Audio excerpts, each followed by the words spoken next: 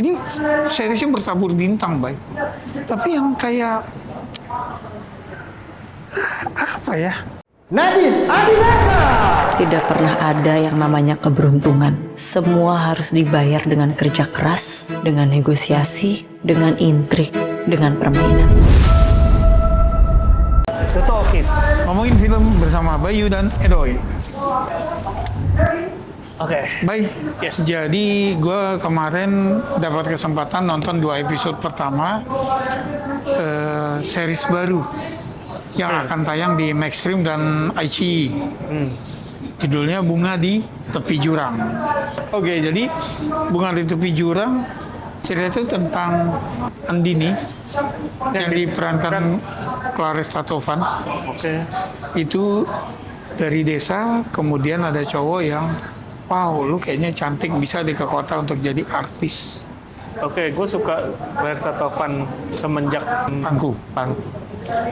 Nah, si cowok ini diperankan oleh Aliando Syarif. aduh, Ali. Nah, dia dibawa ke klub malam.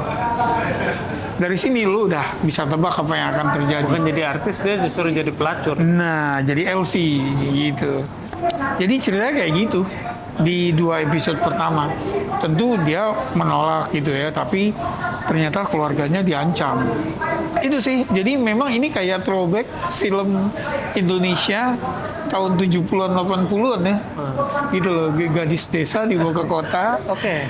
oleh pria yang charming, kemudian ternyata dijual. Sebenarnya tema apa aja bisa dibuat menarik ya. Apalagi ini seri. Jadi pertanyaan gue kan nggak nonton. Nah, Apakah ditonton dengan di bioskop? Oh, emang sinematik.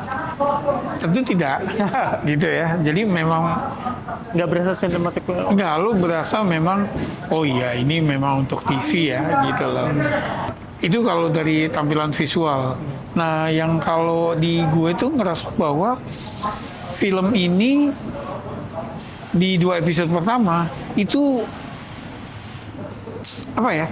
Nggak mulus ceritanya, Blay. Oke. Gitu ya. Soalnya 2 episode pertama dalam sebuah seri itu harus ngehook ya. Iya, itu kan untuk menentukan lanjut apa enggak. Ini totalnya nanti 12 episode, Blay. Yang dia akan muncul seminggu sekali. Nah, jadi nggak mulus ya.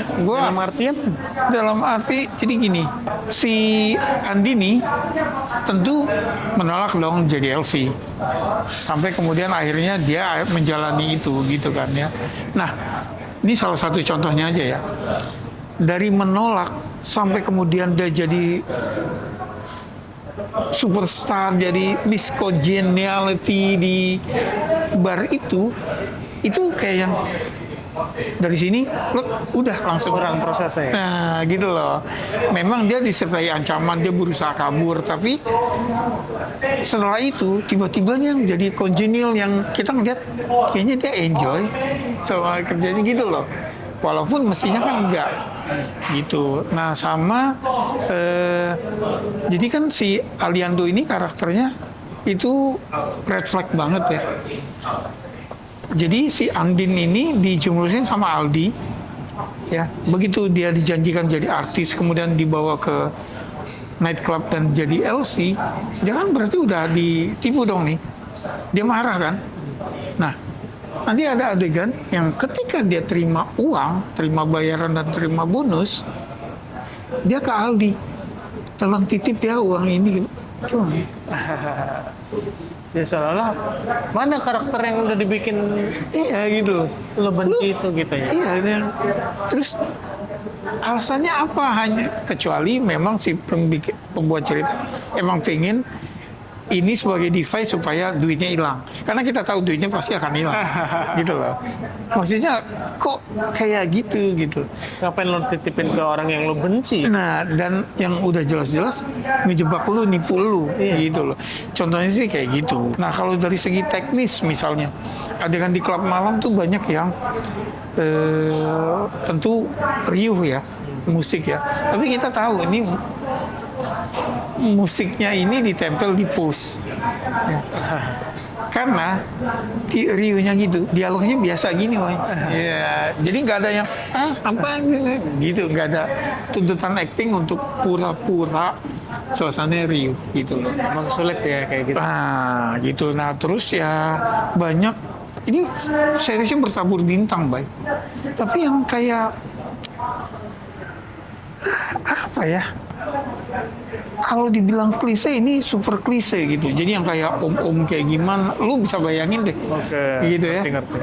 Terus yang kayak teman sesama LC yang ngiri kayak gimana gitu. Terus yang madamnya yang kayak Terlalu gimana. stereotipikal lah. Nah itu, jadi ini udah 2026, cerita mirip-mirip itu nggak masalah.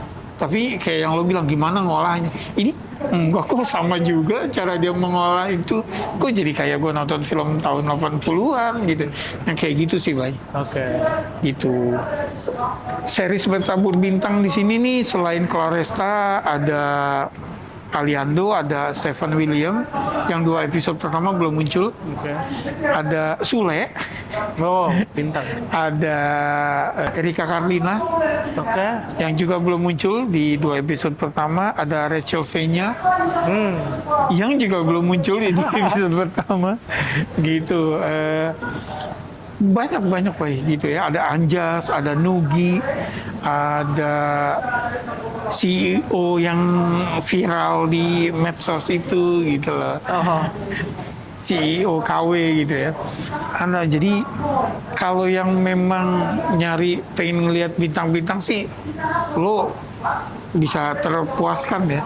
Tapi kalau kita mau mencari, maksud gue web series kita udah banyak yang bagus juga kok gitu ya. Gitu loh, secara teknis produksi juga udah polish gitu ya. Nah, ini nih enggak baik.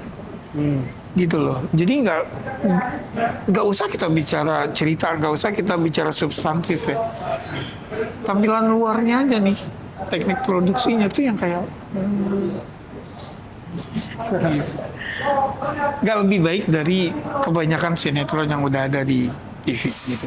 Nggak tahu, gue takutnya gue terlalu harsh ya nilai ini, tapi itu kesan yang gue rasakan. Dan gue berdiskusi dengan temen yang nonton juga dan dia merasakan hal yang sama. Ya, ini kan baru 2 episode. Iya. Tapi ya 2 episode tuh di seri harusnya penting ya. Ya, karena untuk menentukan lanjutin nggak ya gitu.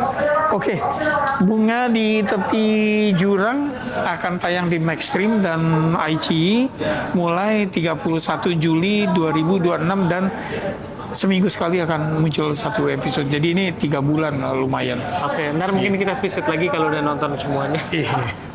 Itu kamu yang mau nonton, yang nunggu Claresta main di series, silakan sambil nunggu filmnya dia apa yang kita lihat trailer. Queen of Malaka. Iya, Ratu Malaka yang tunggu-tunggu banget, belum ada kabarnya lagi. Oke, silakan tulis di komen. Makasih udah mampir, sampai ketemu di film berikutnya atau di series berikutnya. Wassalam.